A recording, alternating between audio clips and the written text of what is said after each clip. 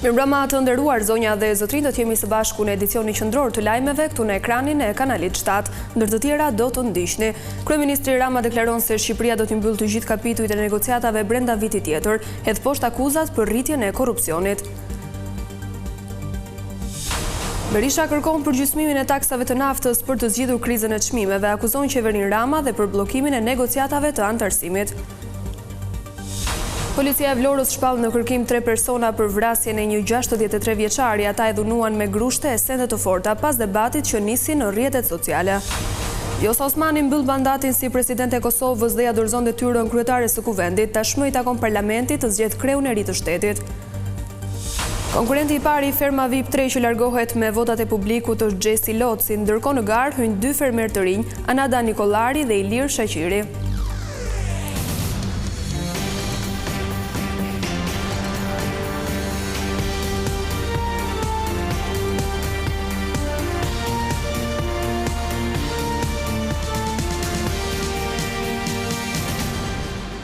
Vjen të njihemi më gjërësisht me zhvillimet kryesore të ditës.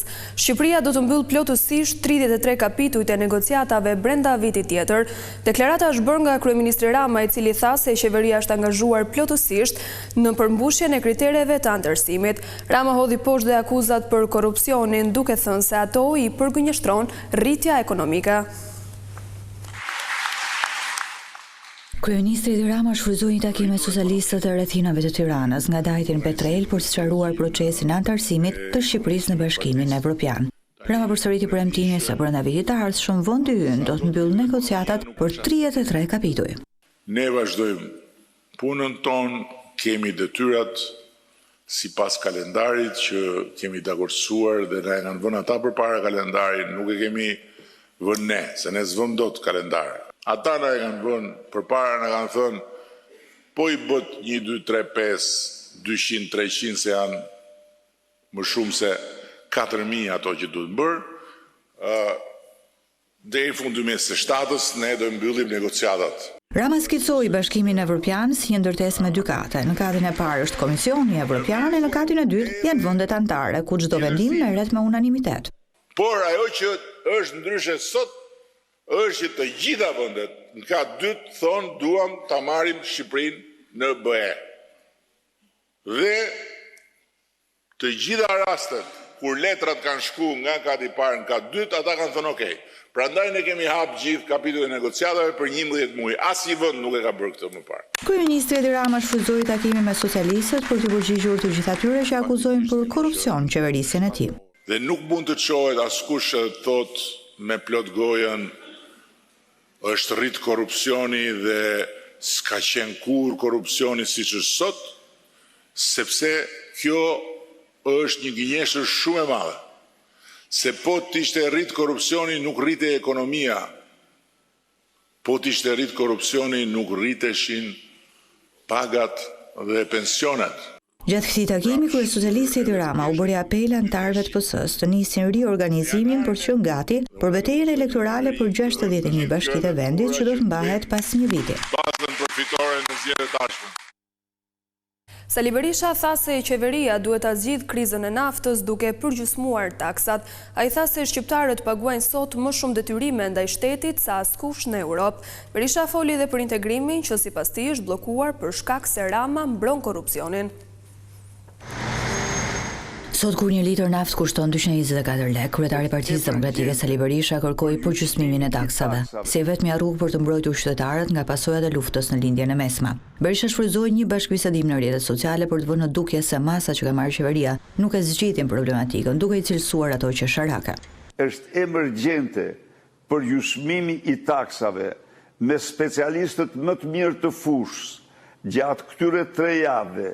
Jemi marrë në mënyrë intensive për të parë çdo lloj varianti të mundshëm për propozimet tona në favor të qytetarëve dhe absolutisht nuk ka asnjë mundësi tjetër për të ndihmuar qytetarët përveç përgjysmimit të nivelit absurd të paimagjinueshëm të taksës 1.1 euro që nuk ekziston askund në botë. Nga ana tjetër, lideri i opozitës Berisha bëri përgjegjës kryeministrin Rama për atë që ai e cilëson bllokim të procesit të negociatave për antarësimin e vendit në BE.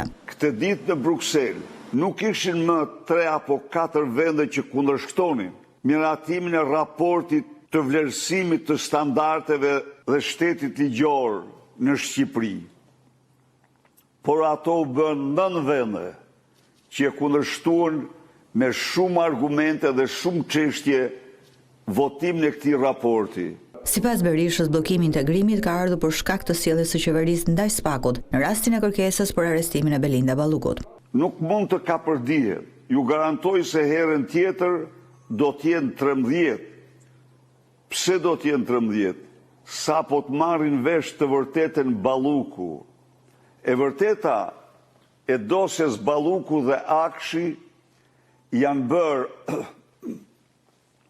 si thush, dokumentat pa kundërshtueshme të korrupsionit në Shqipëri dhe të bllokimit të luftës korrupsionit nga Edi Rama. Kryetari i Partisë Demokratike shfryzoi bashkëbisedimin në rrjetet sociale për të vënë duke se opozita nuk është kundër integrimit, por Partia Demokratike kërkon proces të bazuar në merit.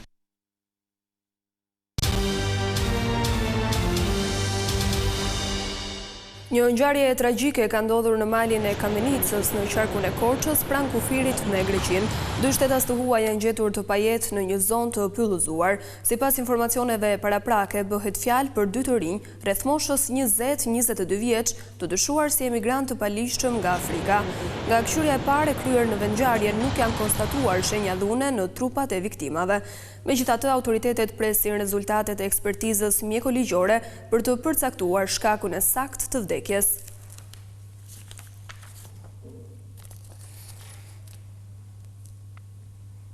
Tre persona janë shpallur në kërkim për vrasjen e një 63 vjeçari në Vlorë. Policia bëri të ditur se ata e dhunuan me grushte e sende të forta, duke i shkaktuar plagë të rënda, ndërsa djali i tij u plagos lehtë. Krimi ndodhi pas një debati që nisi në rrjetet sociale. Detajet e reja kanë dalë në dritë nga ngjarja e rëndë ndodhur pas ditën e së premtes në Vlorë, ku humbi jetën 63 vjeçari Ismail Aliaj. Sipas burimeve nga policia, konflikti që çoi në këtë ngjarje tragjike dyshohet të ketë nisur disa ditë më parë pas një debati në rrjetet sociale. Mësohet se palët ishin përfshirë fillimisht në një përplasje verbale, e cila ka vijuar dhe ka degraduar në dhunë fizike. Viktima së bashku me djalin e tij 24 vjeçar, i cili mbeti i plagosur lehtë, kishin shkuar në rrugën Gjergj Raniti për të përballur me personin me të cilin kishin konflikt, me qëllim sqarimin e situatës. Por debatet mes tyre janë përshkallëzuar në fyerje dhe përplasje fizike. Në konflikt janë përfshirë edhe 2 persona të tjerë, duke bërë që situata të dalë jashtë kontrollit. 3 të rinjt, Angelo Ceci, 31 vjeç, Xhafer Ngucaj, 34 vjeç dhe Eny Hysaj, 23 vjeç, kanë goditur 63 vjeçarin me grushte dhe shkelma, duke i shkaktuar rrëzimin në tokë. Si pasojë goditjeve, por edhe për shkak të problemeve të mëparshme shëndetësore, ai ka ndruar jetë. Ndërkohë, djali viktimës ka marrë ndihmën mjekësore në spital dhe ndodhet jashtë rrezikut për jetën. Pas ngjarjes, Angelo Çeçi, Xhafer Ngucaj dhe Eny Hysaj janë larguar nga vendi i ngjarjes me automjet dhe janë shpallur në kërkim për veprën penale vrasje me dashje kryer në bashkëpunim. Policia sqaron gjithashtu se djegja e automjetit të viktimës se ndodhur rreth një muaj më parë nuk ka lidhje me këtë konflikt. 2 automjete me vlerë 120.000 euro janë sekuestruar nga policia në kryeqytet, pasi janë vjedhur në Gjermani dhe Zvicër. Makinat më pas janë trafikuar në Shqipëri me qëllim shitjen. Blut e kryeqytetit kanë arrestuar dhe 2 persona që besohet se kanë bërë të mundur trafikimin e makinave luksoze. Njëri prej tyre ka sjellë nga Gjermania automjetin tip Audi Q8 me vlerë 70.000 euro, ndërsa personi i dytë ka marrë nga Zvicra një mjet BMW me vlerë rreth 50.000 euro për ta shitur në Shqipëri. Pas verifikimeve, të dyja makinat rezultuan të vjedhura.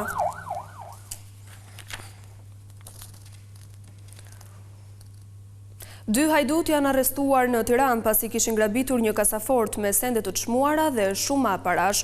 Brenda saj ndodhej edhe një pistolet, të cilën grabitësit menduan ta kthenin pas, por ky veprim i çoi ata në prangat e policisë.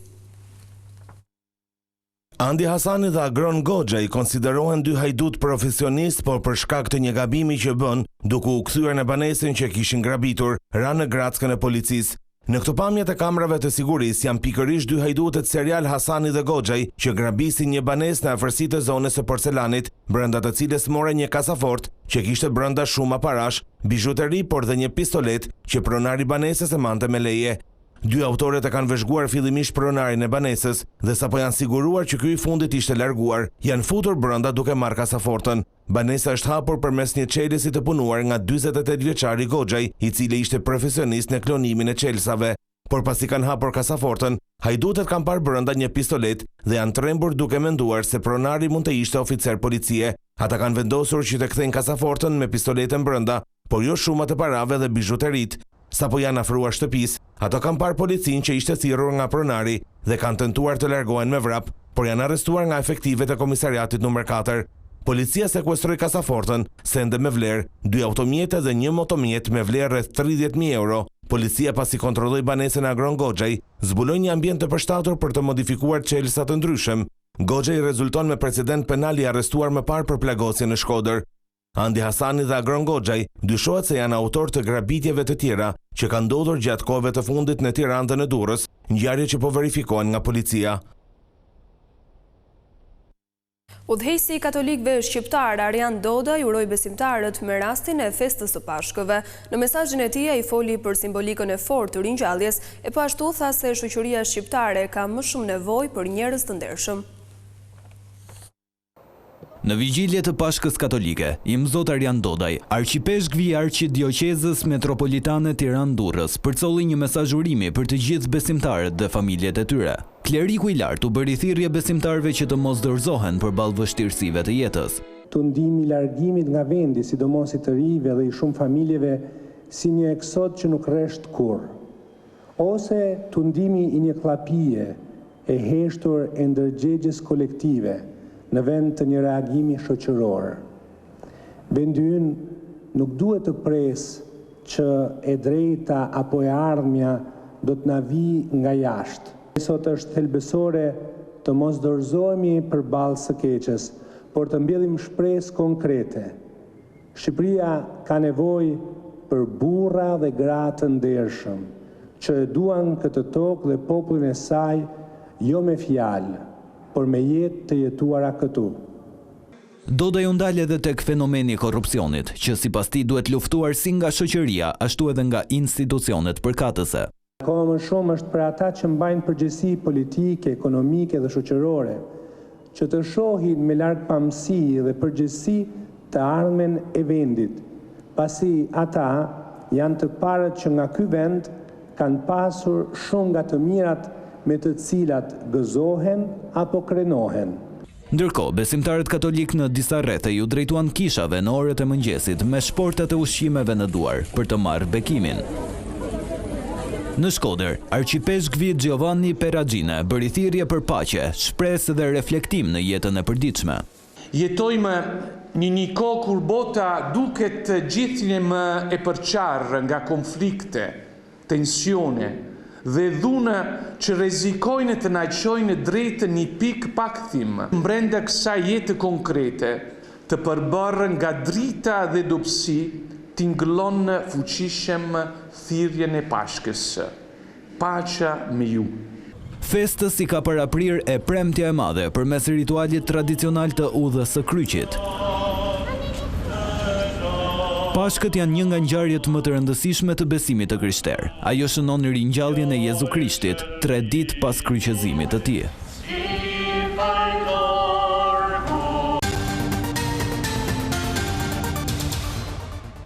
Vjosa Osmani mbylli këtë të shtunë ditën e fundit si presidente e Kosovës. Ajo ja dorëzoi detyrën kryetares së parlamentit Albulena Haxhiu, e cila mund ta mbajë këtë post deri në 6 muaj. Ndërkohë pritet që kuvendi të bëjë një tjetër përpjekje për të zgjedhur presidentin e ri. Vjosa Osmani ka përmbyllur mandatin e saj 5 vjeçar si presidente e vendit. Gjatë një ceremonie të mbajtur në presidencë, ajo i ka dorëzuar mandatin kryeparlamentares Albulena Haxhiu. Ky e fundit, nga kjo e shtunë do të jetë ushtruese detyrës së presidentes. Osmani gjatë adresimit për mbyllës tha se mes të tjerash Kosova nuk është e fortë vetëm kur fiton, por është e pathyeshme sepse nuk dorëzohet kurrë. Falë për kushtimit tuaj ndaj vlerave demokratike dhe këmbgulësisë për të krijuar institucione të qëndrueshme.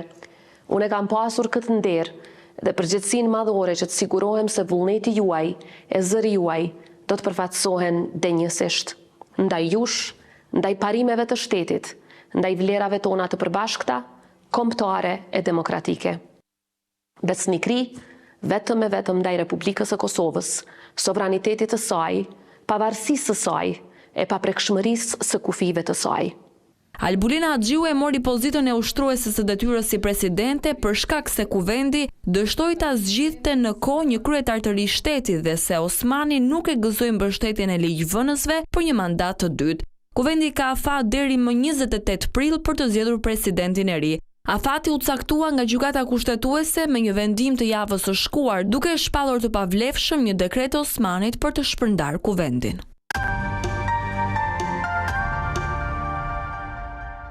Gjesi Loci është konkurenti i parë i ferma VIP 3 që largohet me votat e publikut, por në garë janë përfshirë 2 fermerë të rinj, Anda Nikolari dhe Ilir Shaqiri, ndërkohë lojtarët kanë vijuar përballjen me sfidave të ndryshme, ndërsa nuk kanë munguar debatet për rolin e mozës në fermë.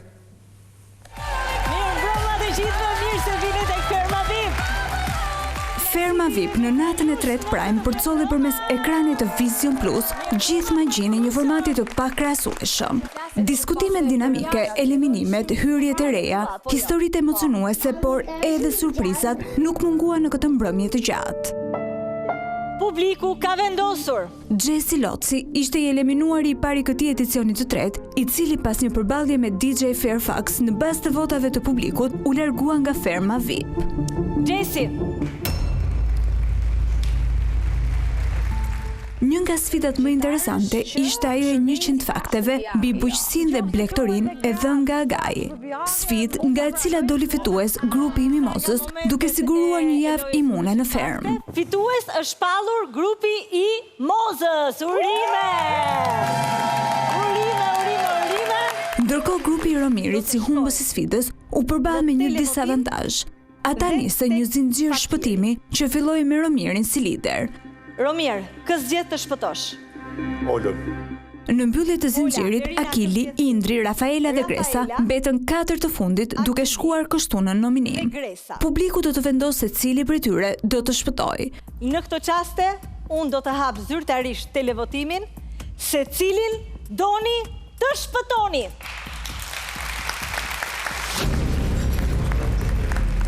Deri në prajmin e radhës, 4 fermerët ndodhen në një televotim për të preferuarin. Nga ky votim do të përcaktohet se cili prej tyre do të shpëtojë, ndërsa 3 të tjerët do të përballen me një televotim tjetër për eliminim po të hënën.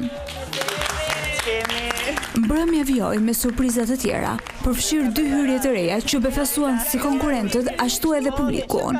Anata Nikolari dhe Ilir Shaqiri janë 2 fermerët më të rinj që ju bashkuan ferma VIP 3. Ja rregullojun qefin, kaq buhem! Ndërkohë zhvillimet në fermë nxorrën në pa qëndrimet e secilës palë. Jo pak vëmendje mori edhe shpallja e Mimozës si më e preferuara, duke shkaktuar tension mes banorëve, të cilët e konsideruan vendimin të padrejtë. Ishte si del moza e preferuar duke thyer rregullat. Nga ana tjetër, një surprizë e bukur u rezervua edhe për Kubën, duke sjellë emocione të veçanta në fermë. Animal Rescue Albania ka kënaqësinë të shpallë artistin Kuba si ambasador të kauzave të veta, duke parë dedikimin dhe angazhimin e tij për mbrojtjen dhe kujdesin ndaj kafshëve. I ambasadori më i ri. Për të mos humbur asnjë moment nga ferma VIP, zhvillimet më të fundit dhe surprizat mund t'i ndiqni 24 orë përmes 2 kanaleve të dedikuara, si dhe në përmbledhjen ditore në orën 17 vetëm në ekranin e Vision Plus. Ladies and gentlemen, the evolution of Robin. Kjo ishte gjithçka e përgatitur për këtë edicion informativ. Unë ju falenderoj për vëmendjen. Bashkë mirëpafshim.